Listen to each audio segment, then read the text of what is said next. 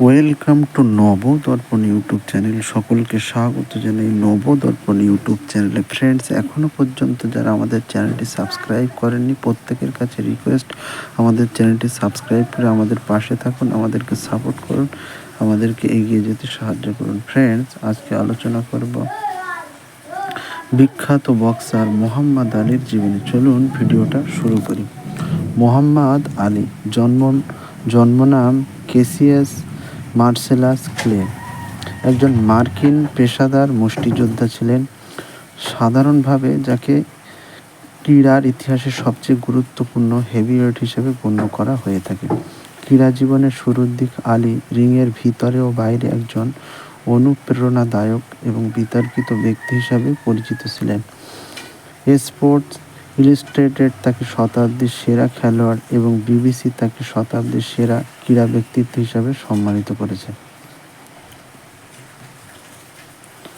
Clay 12 বছর বয়সে প্রশিক্ষণ শুরু করেন।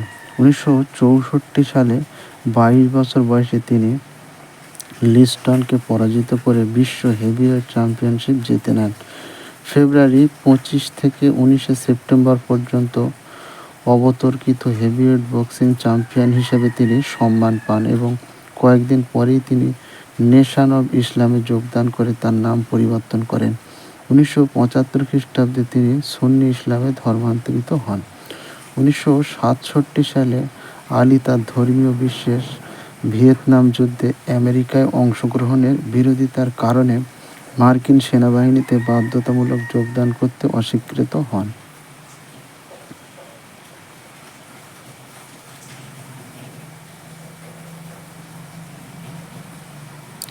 এর কয়েকদিন পরেই তাকে এর কারণে দোষী সাব্যস্ত করে এবং তার বক্সিং উপাধি কেড়ে নেওয়া হয়। এর ফলে তিনি তার জীবনের সেরা সময় পরবর্তী 4 বছর কোনো ধরনের বক্সিং প্রতিযোগিতায় নামতেই পারেননি।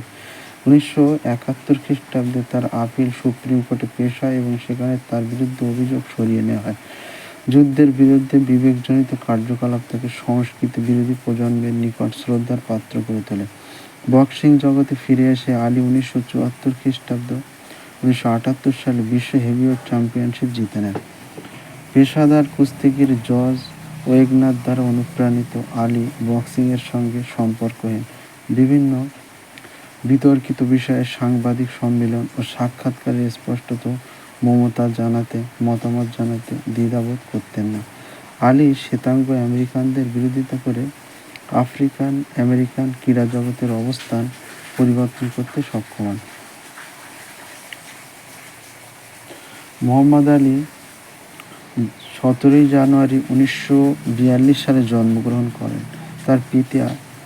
তার পিতা ক্লে সিনিয়র সাইনবোর্ড এবং বিলবোর্ড রং করতেন এবং মা ওডিসা গ্লাডিকে একজন গৃহিণী ছিলেন। যদিও ক্লে সিনিয়র একজন মেথডিস্ট ছিলেন, কিন্তু তার সন্তানদের ব্যাপটিস্টে নিয়ে তার স্ত্রীকে অনুমতি দিতেন।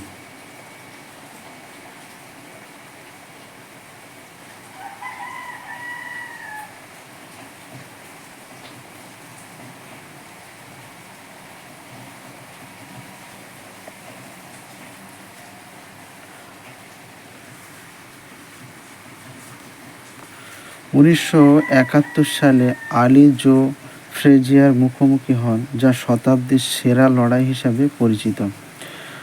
বহুল আলোচিত এই লড়াইটি ছিল 2 মহামারীর লড়াই, যা সকলকে শিহরিত করে। জো ফ্রেজিয়ার খেলায় জয়লাভ করেন ও আলী প্রথমবারের মতো পরাজিত হন। 1974 সালে ফিরতি লড়াই তিনি অবশ্য শিরোপা পুনরুদ্ধার করেন।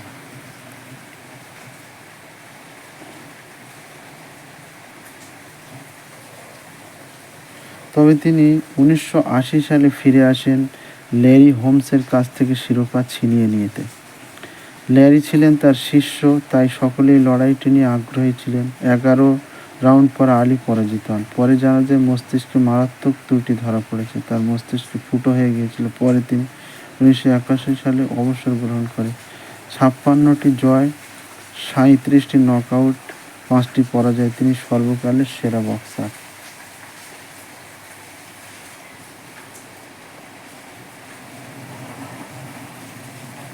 19